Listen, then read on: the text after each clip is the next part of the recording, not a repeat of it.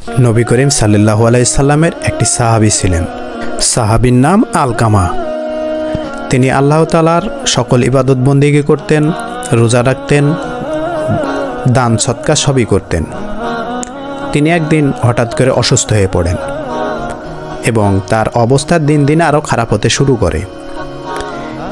এই অবস্থা দেখে আলকামার স্ত্রী নবীজি সাল্লাল্লাহু আলাইহি সাল্লামের কাছে একটি লোকের মাধ্যমে খবর পাঠায় এবং এই লোকের মাধ্যমে বলে পাঠায় যে আলকামারের অবস্থা খুবই খারাপ।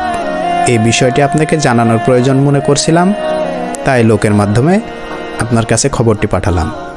এই কথা শোনার পর নবী করিম সাল্লাল্লাহু আলাইহি সাল্লাম দুইজন সাহাবীকে তার কাছে পাঠায় এবং বলে দেয় তাকে কালিমা পড়তে বলো।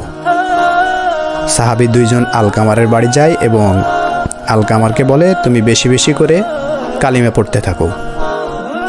আলকামা কালিমা পড়ার চেষ্টা করে, কিন্তু তার মুখ দিয়ে কোনো কালিমা বের হয় না। এই অবস্থা দেখে সাহাবী দুইজন একটি লোকের মাধ্যমে নবীজির কাছে খবর পাঠায় আলকামার কালিমা পড়তে পারছে না, এমনকি তার মুখ দিয়ে কালিমা বের হচ্ছে না। এ কথা শোনার পর ওই লোকটিকে বলে তার বাবা মা কি বেঁচে আছে? তখন লোকটি বলে তার বাবা বেঁচে নেই, কিন্তু তার মা বেঁচে আছে, সে অনেক বয়স্ক লোক।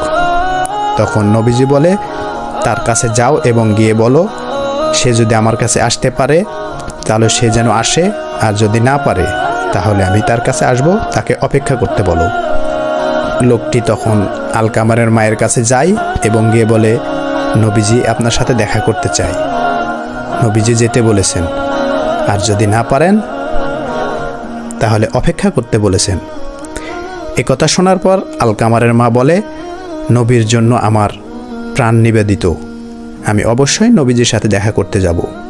এ কথা বলে আলকামারের মা বেরিয়ে পড়েন। নবীজির কাছে এসে সালাম দেন এবং নবীজি আলকামারের মাকে জিজ্ঞেস করেন আপনার ছেলে কেমন ছিল? আলকামারের মা উত্তর দেয় আমার ছেলে আল্লাহ তাআলার সকল ইবাদত করত, রোজা রাখত, সাদকা দিত। তখন নবীজি জিজ্ঞেস করেন আপনার ছেলের প্রতি কি আপনি অসন্তুষ্ট? তখন আলকামারের মা বলে হ্যাঁ, আমি আমার ছেলের প্রতি অসন্তুষ্ট। তখন নবী করিম সাল্লাল্লাহু আলাইহি সাল্লাম বলেন আপনার ছেলেকে আপনি ক্ষমা করে দিন। তখন আলকামারের মা ক্ষমা করতে ইচ্ছুক হন না।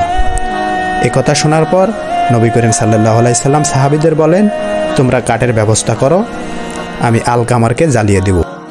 এ কথা শোনার পরে আলকামারের মা বলে আমার সন্তানকে আমার সামনে জ্বালিয়ে দিবেন, আমি এটি সহ্য করতে পারবো না। তখন নবী করিম সাল্লাল্লাহু আলাইহি সাল্লাম বলেন এই পৃথিবীর আগুনের চাইতে আল্লাহ তাআলার জাহান্নামের আগুন আরও ভয়াবহ এবং আলকামারকে সেখানে সারা জীবন থাকতে হবে আপনি যদি তাকে ক্ষমা না করেন। আলকামারের মা আলকামারকে ক্ষমা করে দেন।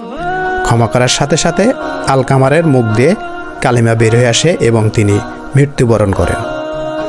নবী করিম সাল্লাল্লাহু আলাইহি সাল্লাম বলেন যেখানে বাবা মা অসন্তুষ্ট সেখানে আল্লাহ তাআলা অসন্তুষ্ট, এবং আরও বলেন তোমরা আল্লাহ তাআলার যতই ইবাদত বন্দেগী করো না কেন, তোমার বাপ মা যদি খুশি না থাকে তাহলে তোমার কোনোই ইবাদত বন্দেগী কাজে আসবে না, তোমাদের জায়গা হবে জাহান্নামে। তাই তোমরা অবশ্যই আল্লাহ তাআলার ইবাদত বন্দেগী করবে এবং বাপ মায়ের প্রতি যে কর্তব্য সেগুলো অবশ্যই পালন করবে এবং বাবা মাকে খুশি রাখবে। এখানে শিক্ষণীয় বিষয় হচ্ছে আমরা আল্লাহ তাআলা যত ইবাদত বন্দেগী করি না কেন, আমরা বাবা মাকে যদি খুশি না রাখি তাহলে আল্লাহ তাআলাও খুশি হবেন না। তাই আমাদের কোনোই ইবাদত বন্দেগী কাজে আসবে না।